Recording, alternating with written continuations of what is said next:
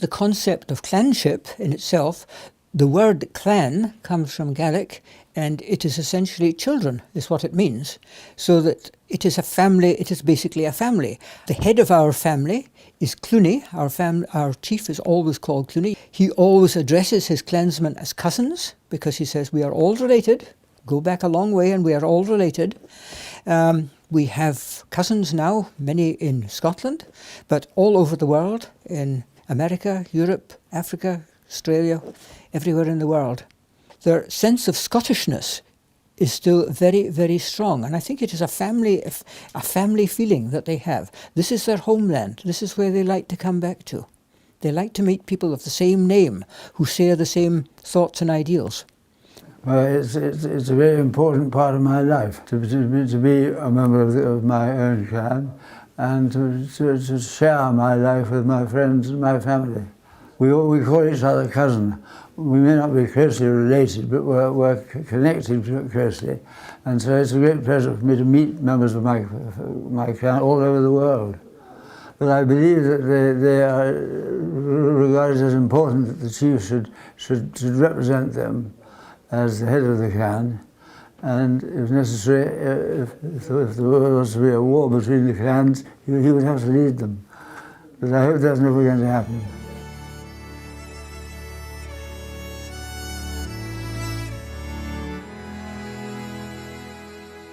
There was at one time a parson, that was a priest, living in the Central Highlands. He had sons. Don't get me wrong, priests are not allowed to marry these days, but in those days they were. No questions.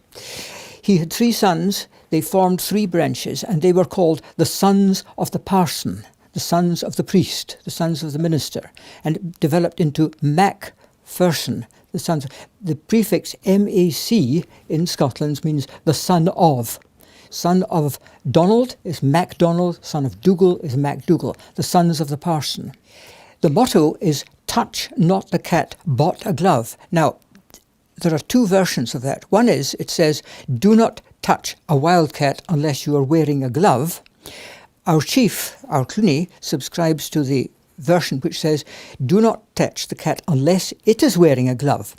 When a cat is walking about, it pulls its claws back into its paw so that it doesn't blunt the points. But when it's about to spring on its prey, the claws are out. When it's back in there, the cat is wearing a glove. So do not touch a wildcat unless it is wearing a glove. Good advice if you meet a wildcat.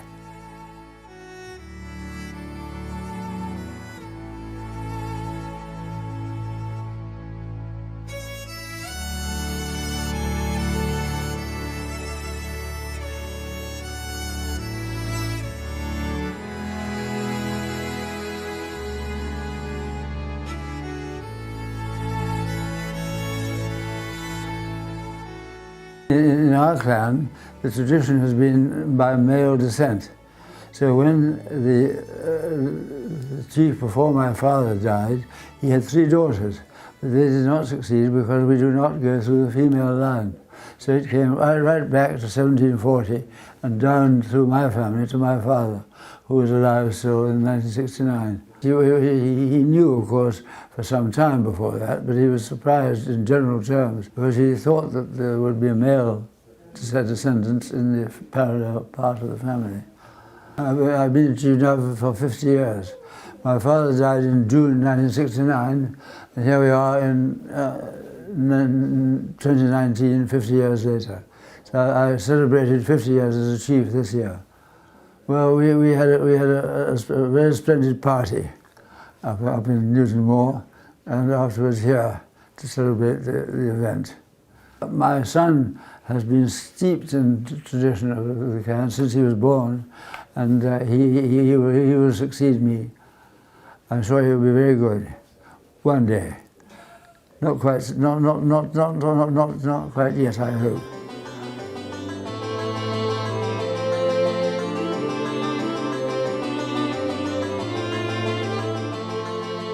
This is our famous green banner. Historically, it was taken into battle by the Clan Macpherson, and when they carried it, then victory was always assured. its origin goes back in antiquity, and quite honestly, I don't even know how long we've had a green banner. It is always goes in. It is the legend was that with the green banner, the Macphersons never lost a battle. They were involved in quite a lot of battles. Probably the most important was one in a place called Perth, which is an interesting battle. The King of Scotland, one of the many King Jameses, heard about these Highland clans making a nuisance of themselves. He said, "Right, I'll sort them. We'll make sure that they fight themselves to death."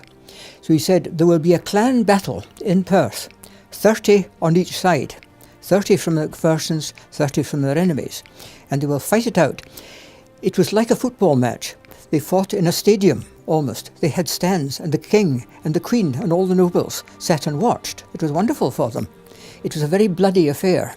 The Macphersons won, I'm glad to say. Biggest battle in Scotland, the last battle in Britain, in fact, was fought at a place called Culloden, which is just outside Inverness, in 1746. The Macphersons should have been there, but they didn't. They, for various reasons, they arrived just too late, which is a good thing.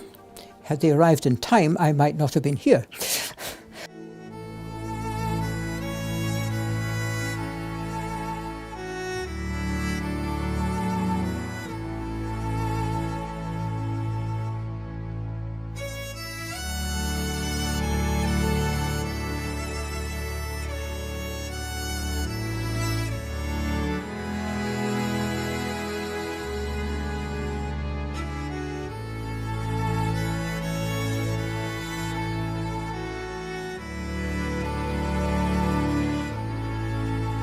This cairn represents the 50th anniversary of the Clan Association, but also the 250th anniversary of Battle of Culloden.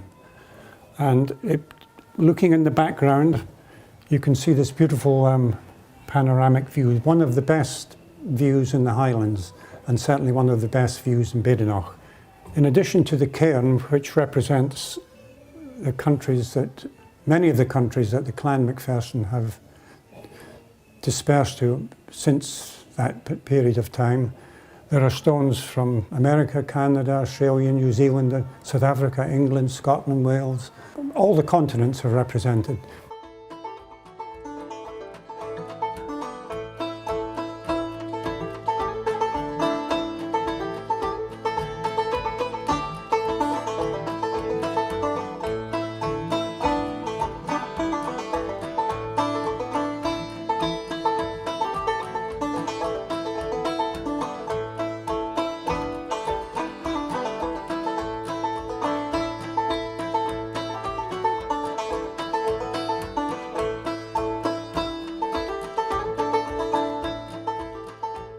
There are some dances which were made up for Macphersons. This is in the last 50 years or so. There is one called the Macphersons of Edinburgh Strathspey, which is a rather nice, graceful dance.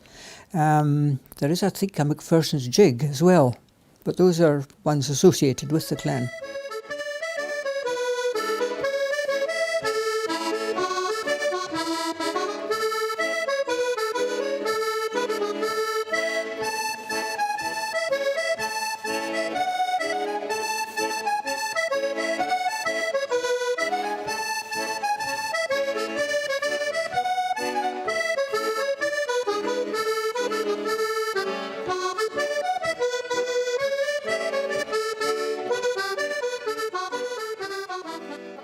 For me, the clan and family are very different. Family is my mum, my dad, my two sisters, my nieces and nephews, and my two children and my wife. You know, that's my family who have influence over my life. The clan as a whole has no influence whatsoever. That's heritage, that's tradition, that's history. It's not something that is part of what I do day to day. Being part of the association, going up to the gathering, you know, walking onto the Highland Game field, you can't help feel a little bit of pride about being there and being a Macpherson and walking on and feeling part of something. It's not the reason I go up there. You know, I go up there to spend with the immediate family and enjoy that weekend in that society. You know, it's not something I aim to do to meet lots of other Macphersons and talk about Macpherson things. I think the majority of anyone who has that kind of immediate clan connection will certainly feel that heritage. But does it apply to modern life? Not massively, you know. People say, oh, what a Scottish name. And I go, well, yes, I'm Scottish, you know, so, you know, no different to meeting somebody from France called Pierre, I guess. I like Scottish music a lot, you know, but I like contemporary traditional Scottish music, if that makes sense. So, you know, pipe music, whistle music and all that kind of stuff. And that's mainly through, well, my dad in particular, who listened to folk music when I was younger, and that got drilled into me, and I still listen to that now. And as I've got older, I've found more modern contemporary stuff of that. You know, I drink whiskey. I like whiskey. I like what goes around whiskey. You know, the stereotypical things of haggis, you know, I like all that stuff, which is still pointing to my heritage. But there's plenty of Scottish people who don't like whiskey, who don't like haggis, who don't listen to Scottish music. Whether that's because they're connected to a clan or not, you know, I don't know.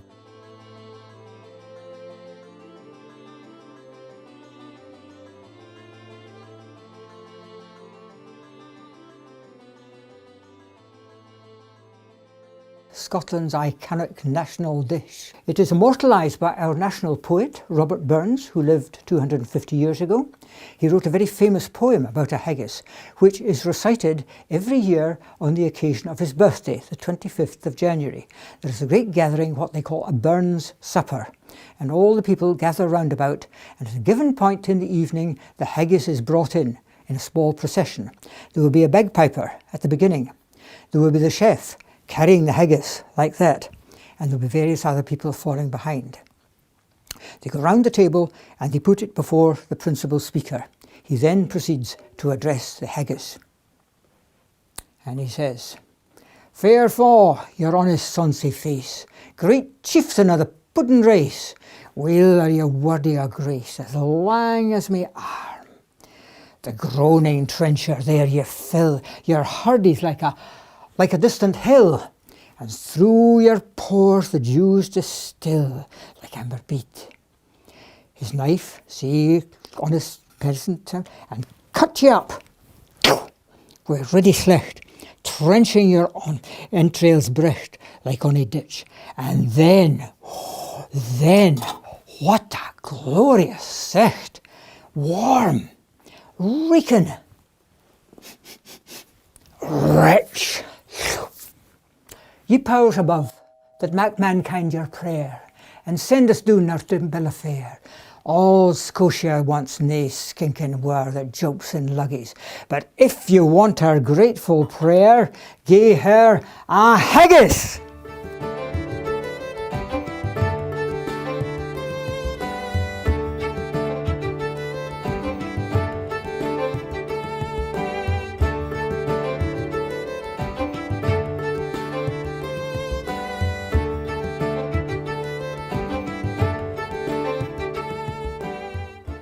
I wear it to weddings, I wear it to rugby matches, I wear it to formal black tie evening events. I probably wear it 10, 12 times a year. I don't wear it every week, but it's certainly more than, you know, just bringing it out for the occasional wedding, you know. We take the red Macpherson.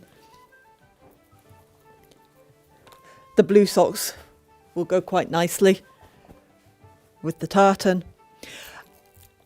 The brown sporran, functional, neat.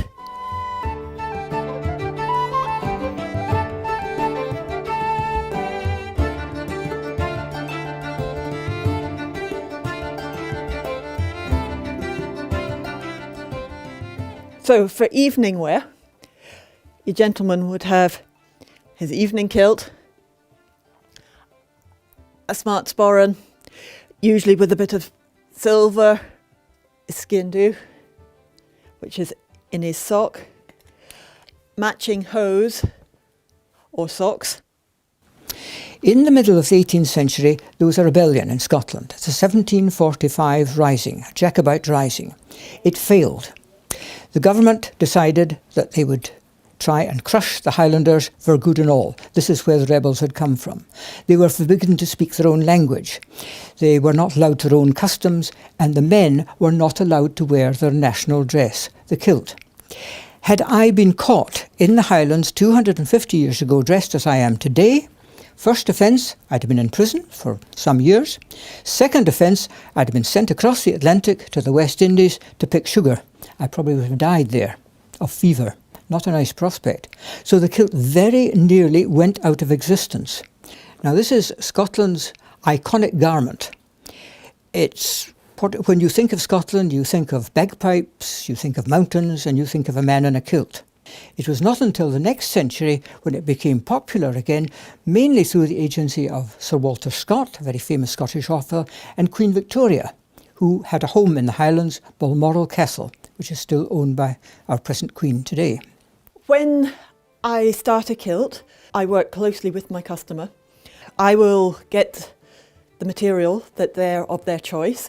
So then when I've got the tartan, I will then just loosely pleat up the design so that the customer can see what the design on the back of the kilt will look like. So this is the end part of kilt making at the moment. At the moment all the pleats are stitched to keep them in place, and now I'm going to press them using steam and a vacuum. And this process will take a good 20 minutes to half an hour to really get the steam into the wool. And then the vacuum is taking the steam out of the wool, and that's what sets the pleat in the kilt. And it's a great job to do on a cold day because it's warm.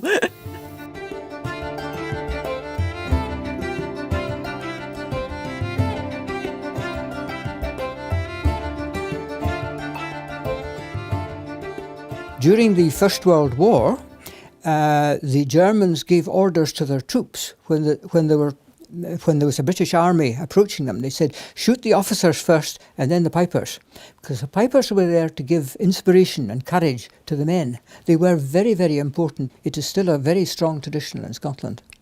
There is one piece of music which is always associated with the Macphersons. It's called Macpherson's Rant. When we have our clan gathering, once every year in August, the clan marches over a certain part. They come to a field, and as soon as they enter the field, the pipe band will play Macpherson's Rant. It's always a tradition. It is played then. Farewell, ye dungeons, dark and strang. Farewell, farewell to thee. Macpherson's time will ne'er be lang on yonder gal. I've always been interested in Scottish traditions as such, maybe more so than some people of my age in terms of music and dancing and food and all that kind of stuff. You know, I have, well, one friend in particular who's also Macpherson, but we didn't become friends because of our name. We became friends because we met in a pub and we became friends and we have the same name. The majority of people are connected to a clan at some point in some way or other through their name. So whether I meet a Macpherson or a MacDonald or a McKinnon or Mackenzie, they all have that same thing, and it's not we don't all live together in one house anymore, you know. So we're not fighting each other across fields and glens. So it's gone on from since then. The world's changing, the life's changing, and you know, you go to clan gatherings, and a lot of the people are older, and there's more young people that are coming through, I guess, to a point. Everything's becoming virtual. Will the gatherings still be here at the same level in 20 years' time? Don't know. I see it's got a very rosy future. I see that they will go from strength to strength, I'm quite sure. We have got a successful association. We've got a wonderful chief. We have got some very enthusiastic members. I think people are getting busier and they don't have as much time to do stuff that doesn't really excite them, you know, so you know, it depends what you want to prioritise your time, you know. So I'm in my mid to late 30s, you know, 2 young kids and a job, wife, house. I enjoy mountain biking, cycling, walking, all that kind of stuff. So to do all that and then have some sort of active involvement in a clan association, that's a lot to take on. Maybe when I'm 60, 65 and the kids have moved out and I'm not working as hard and, you know, there's more scope. So I guess you hope that carries on and then there's some sort of thing. My grandchildren are very interested in the clan.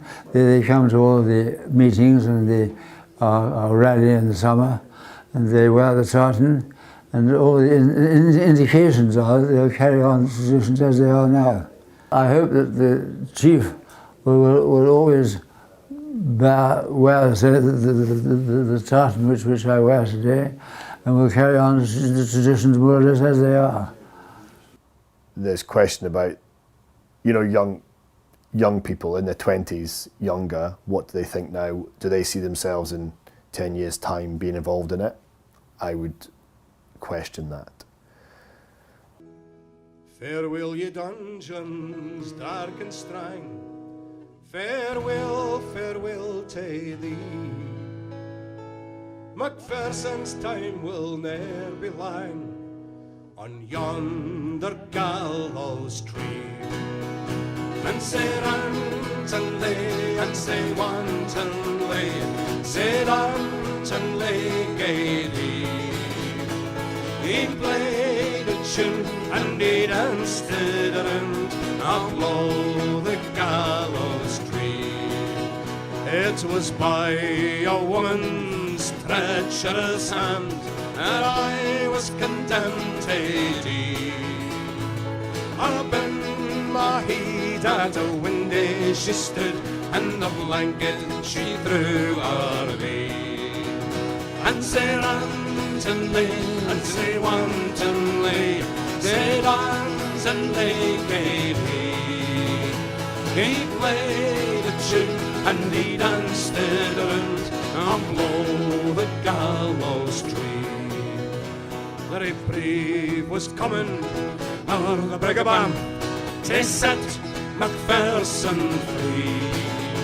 But they bit a knock 4:15 and they hanged him to the tree.